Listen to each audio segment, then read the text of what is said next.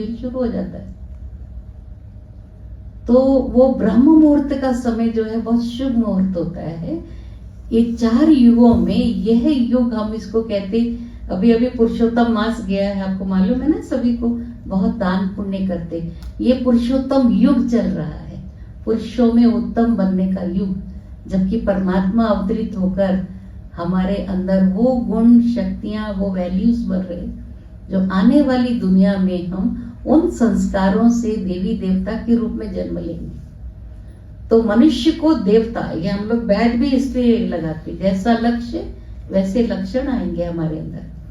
तो हम जो एम लेंगे, जैसे आप बचपन में ही माँ बाप आपको एक एम देते हैं पढ़ने का कि तुमको क्या बनना है, आईएएस ऑफिसर बनना है या आपको डॉक्टर बनना है, इंजीनियर बनना है, कौन सी लाइन में जाना है।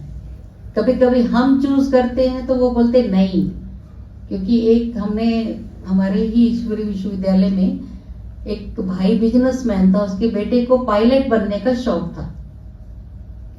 वो बोला नहीं पायलट नहीं बनने दूंगा, उसने सुसाइड कर लिया। और एक भाई हमारे पास सब भी आते हैं, डीएसपी है वो, और उसका एक बेटा, उसको वीजा नहीं मिला फॉरेन कंट्री में जाने का, उसने सुसाइड कर लिया। अब बेटी वो सोची अभी माँ तो है नहीं, अब बाप के साथ क्या रहना, वो काकीनाडा में अलग से पढ़ रही थी। अब वो सोची मैं कितने दिन जीऊंगी, क्योंकि पिताजी भी चले जाएंगे, तो मेरा जीने से क्या फायदा, बाप से पहले वो भी सुसाइड कर, क्योंकि वो बच्चे ज्ञान में नहीं थे। पिता को ज्ञान है, इतना टॉलरेट किया उसने, वाइफ चली गई, बच्चे चले गए, लेकिन वो बहुत ये मेडिटेशन पावर से स्थिर है। जैसे वंशी भाई ने बताया ना, मैं अभी मंडे को डॉक्टर के पास गई थी फिर से रिव्यू के लिए 1 ईयर के बाद। तो वो बोला कि दीदी आपका जो कैंसर था ना वो क्यूरेबल नहीं था, क्योंकि मेरी सब बहनें रोती थी, मुझे नहीं बताए थे, सब रोते थे। मैं बोली क्यों रोते हो, मेरा ट्रीटमेंट चल रहा है, क्योंकि मुझे ना कीमो सूट हुआ ना उनकी मेडिसिन सूट हुई, सब मेरी बॉडी रिजेक्ट करती रही ना, पूरा रिएक्शन। लेकिन आज भी मेरे पास एक मॉरिशस की बहन कल से आई हुई, तो मैं आज मिलने के लिए बोली मेरी कल से तबीयत बहुत खराब है, मैं फुल नाइट सोई नहीं, डायरिया हो गया, मुझे फूड पॉइजनिंग हुआ, मालूम नहीं है। वंशी भाई सुबह से बोल रहा था, मैं बोली अगर स्टॉप हो गया तो आऊंगी, पता नहीं, कंडीशन बहुत बैड है मेरी। लेकिन मैंने ये मेडिटेट किया, हम क्योंकि रात को सोई नहीं, मैं 3 o'clock बाबा के रूम में जाकर मेडिटेशन में बोली आज मुझे 1 बजे ठीक कर देना, आज सुबह से ठीक रखना, मुझे जाना है 1 बजे तक रेडी होकर के। मैं अभी तक एक ट्रीटमेंट ले रही थी न्यूरोथेरेपी का, और 15 मिनट के मैं बाद आ सकती हूँ ऐसा मैंने बोला, तो खुश हो गया। और वो डॉक्टर बोला आपका कैंसर आपने विल पावर और मेडिटेशन पावर से जीत पाई है, आप ही नंबर 1 विनर हैं।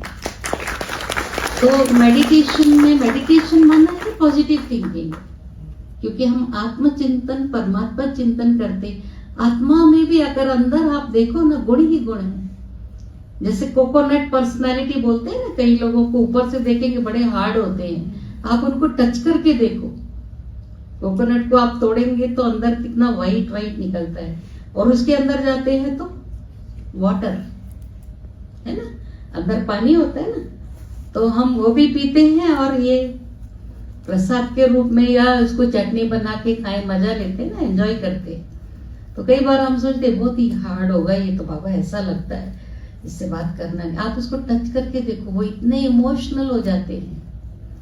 तो हमारे पास हर प्रकार के लोग आते हैं, हर एक की अलग अलग पर्सनैलिटी, लेकिन हम आत्मा को टच करते हैं। हमको क्या करना है, उसकी बॉडी कॉन्शियस में आके उसके नेचर में जाना, ये जाना, क्यों स्वभाव संस्कार देखे, हमारे क्या संस्कार है उसको हम मेडिटेशन से परिवर्तन कर सकते हैं। तो इसलिए आप सबको भी हम यही कहेंगे कि आपको ये सेंटर बहुत नजदीक है, और आप हमेशा एवरी संडे भी यहाँ पर संडे टॉक होता है 6:30 to 8, अलग अलग स्पीकर्स होते हैं, अलग अलग टॉपिक्स होते हैं। तो आप में से भी कोई अगर स्पीच कर सकते हैं, आपका कोई विषय दे, पहले से बोल देंगे, आपको भी वहाँ स्टेज मिलेगा और आप अनेकों को इंस्पायर कर सकते हैं। तो आप सब डेली मेडिटेशन करेंगे तो परमात्मा के कार्य में बहुत बड़ा सहयोग होगा कि इस कलयुग को हम सतयुग में परिवर्तन करेंगे। ओम शांति।